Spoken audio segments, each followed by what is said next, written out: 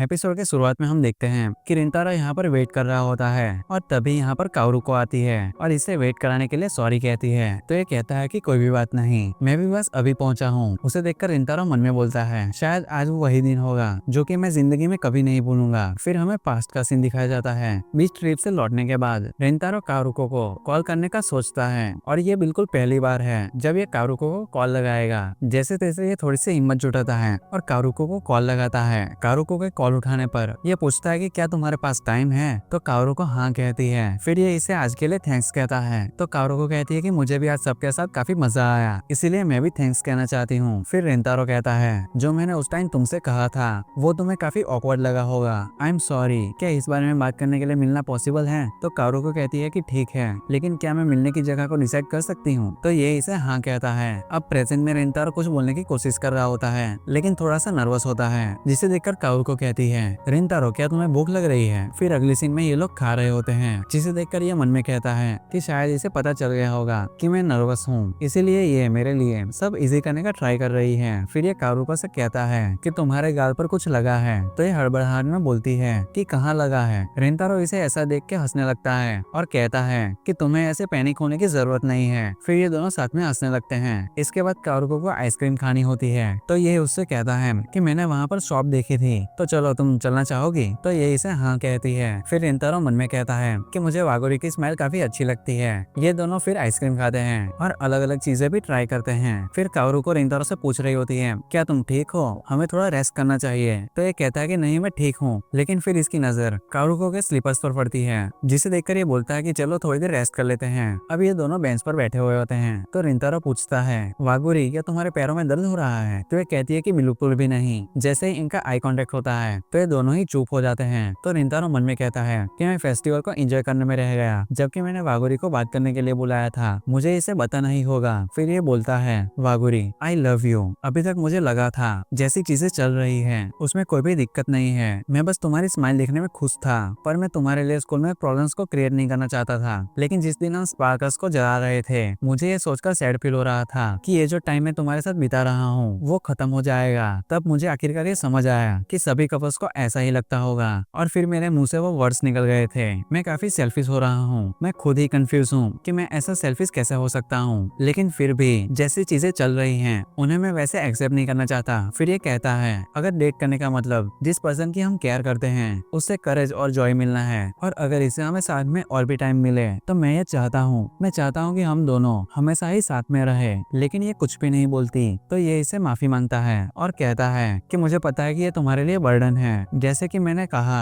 मैं बस सेल्फिश हो रहा हूँ। तो काओरुको कहती है कि तुम बिल्कुल भी सेल्फिश नहीं हो रहे हो, क्या तुम्हें याद है जब हम पहली बार मिले थे? तो ये बोलता है कि हाँ, उस दिन तुम हमारी बेकरी में थी। तो ये कहती है कि नहीं, मैं उस दिन की बात नहीं कर रही जो तुम सोच रहे हो, हमने उस दिन से पहले बात की थी जिस दिन तुमने मुझे बताया था। रिंतारो यहाँ पर थोड़ा सा कंफ्यूज होता है, तो ये बोलती है कि उसी दिन की वजह से मैं तुम्हारी फैमिली बेकरी की रेगुलर कस्टमर बनी थी, मुझे अभी भी वो दिन अच्छे से याद है। फिर ये बताती है कि लास्ट विंटर इसका मूड सही नहीं था क्योंकि इसकी लाइफ में भी काफी प्रॉब्लम्स चल रही थी और ऊपर से ये अम्ब्रेला लाना भूल गई थी। घर की तरफ जाते वक्त इसे एक बेकरी दिखती है, तो ये न चाहते हुए भी अंदर जाने का सोचती है क्योंकि इसे स्टोर से एक अलग ही वार्म फील हो रही होती है। तो काओरुको कहती है कि जब मैं अंदर गई तब वहाँ पर अंदर तुम थे रिंतारो, मैंने केक ऑर्डर किया और जैसे ही एक बाइट ली मुझे काफी अच्छा और कंफर्टिंग फील हुआ। इतने टाइम बाद मैंने कुछ डिलीशियस खाया था कि मैं खुद को रोने से रोक नहीं पाई, और तब तुम मेरा मूड सही करने आए थे। रिंतारो अभी भी थोड़ा सा कंफ्यूज होता है, तो ये हंसती है और बोलती है कि तुम्हें याद नहीं है ना? तो ये कहता है कि सॉरी एक मिनट मुझे याद करने दो। तो ये कहती है कि कोई भी बात नहीं, इसकी कुछ भी जरूरत नहीं है। उसके बारे में सोचने के बाद मैं अभी श्योर हूँ कि अगर वहाँ चाहे कोई भी होता तुम उनके लिए भी सेम ही करते, लेकिन फिर भी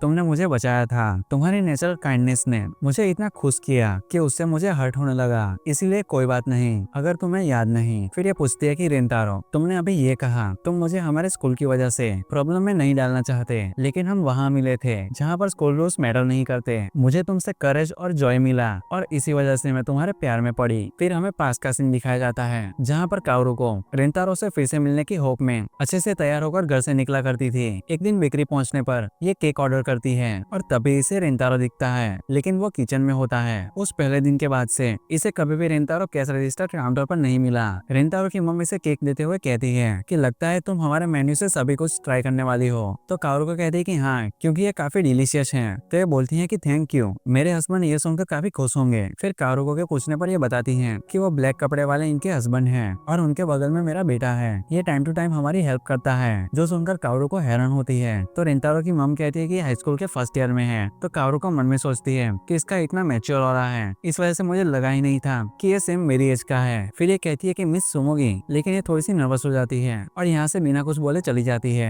और इस दिन इसे रिंतारो का लास्ट नेम पता चलता है और उस दिन के बाद कारुको हर महीने 1-2 बार स्टोर पर आने लगी, लेकिन अभी तक रिंतारो से उसकी बात नहीं हुई। और ऐसे ही कई महीने बीत जाते हैं और कारुको की उम्मीद धीरे धीरे खत्म होने लगती है। एक दिन कारुको हॉस्पिटल से लौट रही होती है और उसे भूख लगती है, तो ये बेकरी में जाने का सोचती है और बोलती है लेकिन मैं आज तो तैयार भी नहीं हुई हूँ। और सोचती है कि शायद इससे कोई फर्क भी नहीं पड़ेगा क्योंकि रिंतारो शॉप में हो, ऐसे चांसेस काफी कम है। फिर ये अंदर आती है तो किचन में रिंतारो नहीं होता। फिर ये केक ऑर्डर करती है। रिंतारो की मम्मी इसे इसका ऑर्डर देती है, लेकिन तभी उन्हें कोई बुलाता है तो ये उससे कहती है कि मुझे कहीं बाहर जाना है, तो तुम केक एंजॉय करो। कारुको केक खाती है और जब लास्ट बाइट ले रही होती है तब उसकी नजर रिंतारो पर पड़ती है और ये यहाँ पर थोड़ा सा पैनिक करने लगती है क्योंकि इसने कुछ भी एक्सपेक्ट नहीं किया होता कि रिंतारो इसे यहाँ पर ऐसे मिलेगा। इसे रिग्रेट भी फील हो रहा होता है कि इतने दिनों में आज ही रिंतारो इसे क्यों मिलने आया, क्योंकि आज ये तैयार होकर भी नहीं आई होती है। रिंतारो इसे गौर से देख रहा होता है, इसीलिए ये जल्दी से भागते हुए शॉप से बाहर आ जाती है क्योंकि ये सारी चीजें अनएक्सपेक्टेड थी। प्रेजेंट में कारुको कह रही होती है मैं गिव अप करने वाली थी,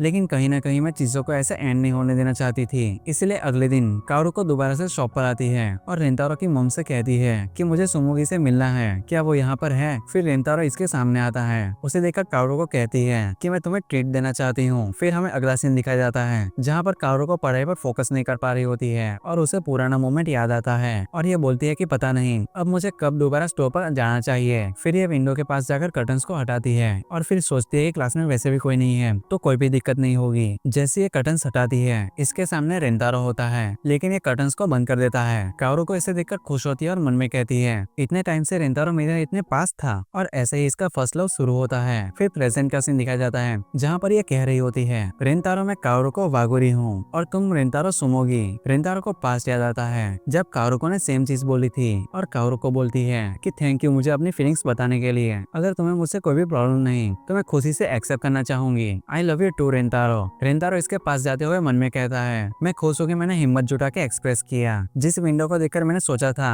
कि मैं कभी इस वर्ल्ड का पार्ट नहीं बन सकता, वहाँ से तुमने हिम्मत जुटाकर मेरी तरफ वेव किया, जिस वजह से मैं तुम्हें जान पाया। और इसी के साथ ये एपिसोड भी यहीं पर एंड हो जाता है। ये एपिसोड इस सीजन का लास्ट एपिसोड था। आपको ये एनीमे कैसा लगा मुझे कमेंट सेक्शन में जरूर बताना। अगर अच्छा लगा हो तो वीडियो पे एक लाइक भी कर देना। मैं मिलता हूँ आपको ऐसे ही एक अगले एनीमे में, तब तक के लिए बाय बाय।